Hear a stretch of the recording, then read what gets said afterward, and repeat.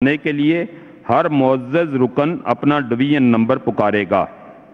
Division number के सिलसिले में वजाहत ये है कि जनरल नशिस्तों से मुंतखब होने वाले अरकान का पीपी नंबर ही उनका डिवीजन नंबर होगा, जबकि मखसूस नशिस्तों पर मुंतखब होने वाले अरकान का डब्ल्यू या एनएम नंबर जो उन्हें सेक्रेटेरिएट तरफ से पहले ही अलाट किया जा चुका है उनका डिवीजन नंबर होगा।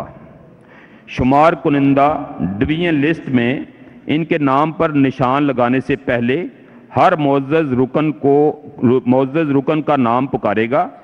हर मुअज़्ज़ज़ रुकन इस अमर का इत्मीनान करने के बाद कि इनके वोट का अंदराज हो चुका है लॉबी में चले जाएंगे और वोटिंग मुकम्मल होने तक वो दोबारा हाउस में नहीं आएंगे। वोट का अंदराज मुकम्मल होने के बाद डिवीजन लिस्टों से वोटों की गिनती की जाएगी।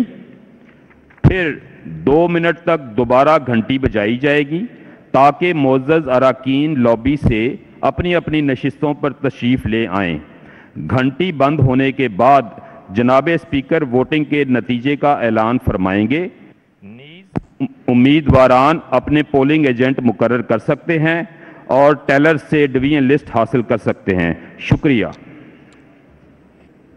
अब हम इंतखाबी कार्रवाई का बाकायदा आगाज करते हैं। 5 मिनट के लिए घंटियां बजाई जाएं। 5 मिनट के लिए घंटियां बजाई जाएगी। मियां साहब अगर आप तशरीफ रखें, मियां साहब अगर आप तशरीफ रखें, मैं 1 सेकेंड अर्ज करूं।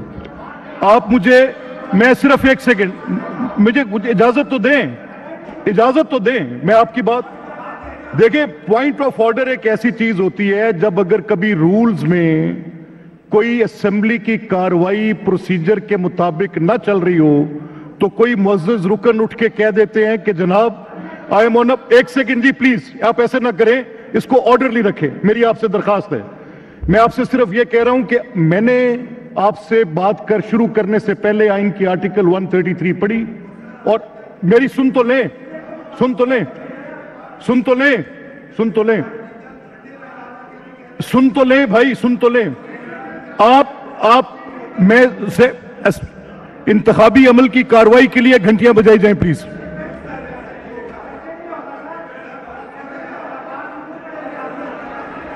राणा साहब आप जैसे पार्लियामेंट्री, देखिए मैं आपसे कहूं,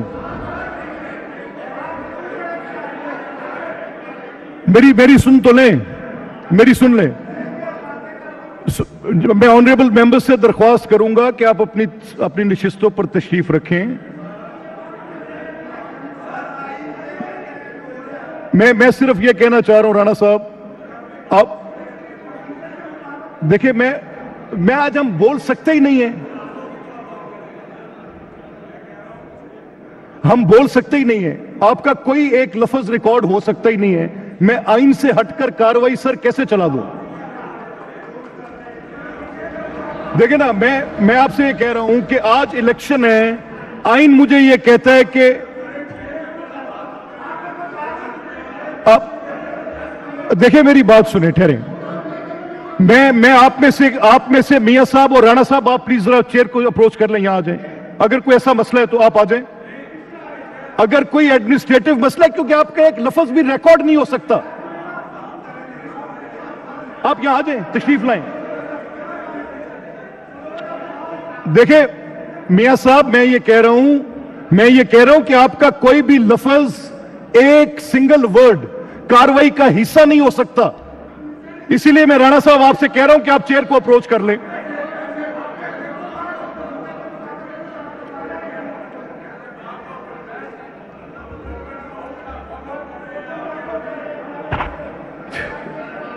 आप देखिए राणा साहब, मेरी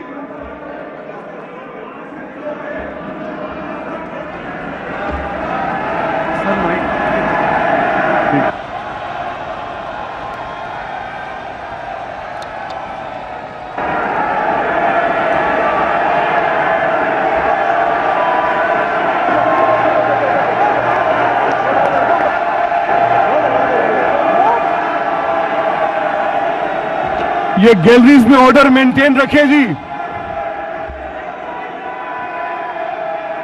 ये गैलरीज में ऑर्डर मेंटेन रखें।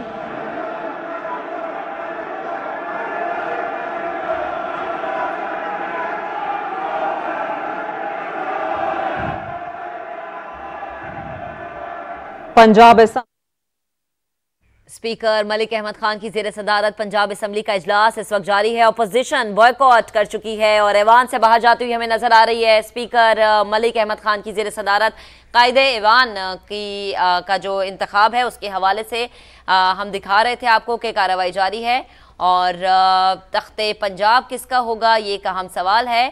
और वोटिंग के हवाले से अभी इंस्ट्रक्शंस दी ही जा रही थी कि सुन्नी इत्तेहाद काउंसिल के अरकान ऐवान से चले गए हैं। सुन्नी इत्तेहाद काउंसिल के अरकान जो है ऐवान से चले गए हैं। सुन्नी इत्तेहाद काउंसिल के कुछ अरकान वो भी हैं जो कि पीटीआई के हिमायत याफ्ता हैं। अरकान जो है वो चले गए हैं ऐवान से। आपको मनाजिर भी हम दिखा रहे हैं। स्पीकर मलिक अहमद खान की जेर सदारत पंजाब असम्बली का इजलास जो है वो जारी था और सुन्नी इत्तेहाद काउंसिल के मेंबरान ने जो है वो वहां से बॉयकॉट किया और वहां से चले गए। लेकिन गैलरीज में ऑर्डर मेंटेन रखें।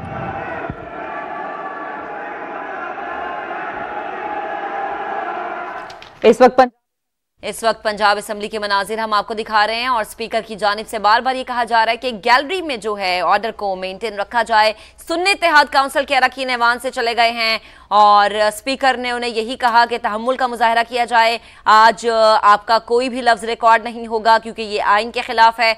सुन्नी इत्तेहाद काउंसिल के अरकान जो है उन्होंने शोर शराबा किया और फिर ऐवान से वो हमें जाते हुए नजर आए। स्पीकर मलिक अहमद खान की जेर सदारत पंजाब असम्बली का इंतहाई अहम इजलास जारी है और सुन्नी इत्तेहाद काउंसिल के अरकान ऐवान से उठकर चले गए हैं। उनकी जानिब से शोर शराबा भी किया गया। बिल्कुल, ये बड़ा अहम इजलास है और हम देख सकते हैं कि नामजद वज़ीर आला पंजाब मरियम नवाज साहिबा भी यहाँ पर मौजूद हैं, मरियम औरंगज़ेब साहिबा भी यहाँ पर मौजूद हैं। तो स्ट्रेंथ पूरी शो की है आज मुस्लिम लीग नवाज़ ने और उनकी इत्तेहादी जमातों ने। लेकिन इसके साथ साथ सुन्नी इत्तेहाद काउंसिल के जो अरकान हैं वो इजलास से वॉकआउट कर गए हैं। 103 अरकान हैं सुन्नी इत्तेहाद काउंसिल के कायदे ऐवान के लिए। अगर मैं आपको बताऊं तो 186 का हिस्सा अबूर करना है पाकिस्तान मुस्लिम लीग नवाज़ को। तो वोटिंग का सिलसिला अभी शुरू होता है या नहीं शुरू होता, चूँकि सुन्नी इत्तेहाद काउंसिल के अरकान यहाँ से वॉकआउट करके जा चुके हैं, वो बाहर जा चुके हैं। उनकी जानिब से स्पीकर से इजाज़त लेनी चाहिए थी कि वो